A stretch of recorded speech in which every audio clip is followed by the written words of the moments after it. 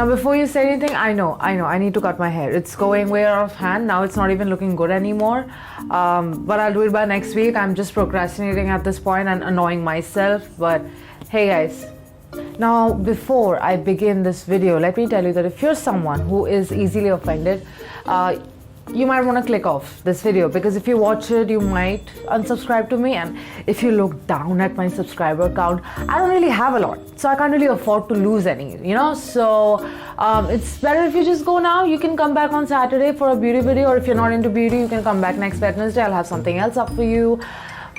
Just don't watch this video. Just go. Let's get on with the video. Let me start off with my biggest pet peeve ever. And if you know me personally, you know that this is such a big pet peeve for me that it is a problem. And that is people who chew with their mouth open. I think it's just extremely disrespectful, especially if you're eating with a lot of people on a table. This is why I don't like eating with people. I just like eating by myself. But if you are eating with a bunch of people on a table and you just like go,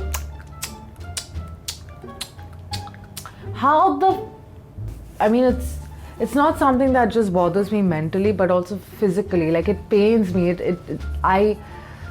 Okay, just to emphasize my point, I will give you guys a mini story time. I once went on a lunch with the colleagues from one of my previous jobs, not Nykaa. I have done 4 jobs in the past. It's one of them. I'm not going to say which one, because there's a high chance they watch my videos. So anyway, we went for this lunch. We all were sitting in one table, and one of my colleagues was doing just that, chewing her food and letting, you know, all of us see the visuals of the, yeah.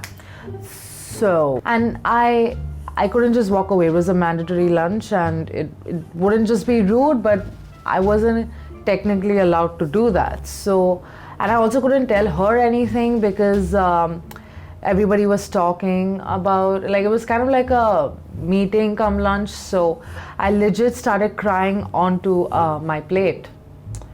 I started sobbing because it was bothering me that much. Like, I felt it deep within my soul. And she was so loud, and she was sitting on the edge of the table, and I was somewhere in the middle, and I could still hear it. She was that loud. And so my next pet peeve is probably the second biggest pet peeve of mine, and that's people who small talk.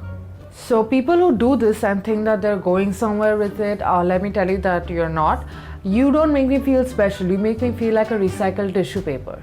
Please don't come ask me my biodata just because you're bored and you want to while away your time, alright? I would much rather prefer the awkward silence. Listen, if you want to have a conversation with me, I'm down, alright? Give me a topic, we'll talk about it, we'll debate, we'll have a full-fledged conversation. But if you start with your how are yous, how have you been doing, what's up, I'm not here for that. Please turn around and walk away.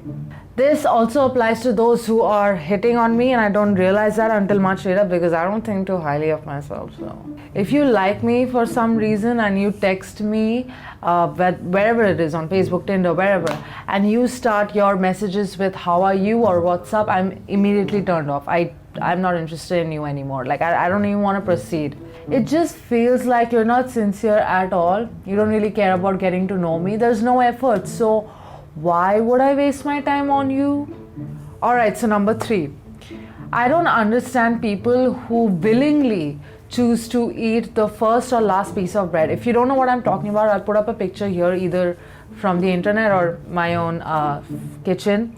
How do you eat those exactly? Like, how are those pieces appetizing to you? I mean, I get it, it's still a piece of bread. I mean, the first and last piece of the same loaf of bread, but how do you look at it and wish to put it in your mouth? How does that work? How? Give me some kind of explanation, because I don't get it. In my own personal opinion, like, I feel that if you eat those pieces of bread, you're a psychopath. You have to be. They look like skin to me. They look like... Now, my next pet peeve. If you're someone who borrows money, and you say you're going to return it, and then a few weeks go by, a few months go by, A year goes by, a decade is almost over, I'm 30 now, and you still haven't returned the money. Let's just say it like it is, you're a thief, you're stealing. If you tell me that you're having serious financial troubles, you're going through a really hard time, I will do everything in my power as much as I am capable of as an individual to help you. But if you take my kindness for granted and you see that I'm someone who cannot say no easily, you just keep taking and taking and taking, you're the biggest piece of shit ever. Just don't say that you're going to return the money that you have borrowed when you clearly don't intend to. You didn't borrow that money, you took that money. This rule also applies to those who refuse to pay freelance artists. It doesn't matter if the artist is a painter, a writer, a makeup artist, a potter, or even a graphic designer. They put so much of love and effort into their work, and you just take it upon yourself to not pay for it. They offer up themselves into their work and turn it into a passion, and you just shit all over it. I've heard all sorts of excuses from clients who refuse to pay, like, yeah, well, what you did or made wasn't even that hard, anyone can do it. Well, then you do it. Don't ask a professional to do it who has every right to monetize their work. You make it for yourself, you do it. Who the hell are you? Who do you think you are? Are you that thirsty? Are you okay? Do you need some water?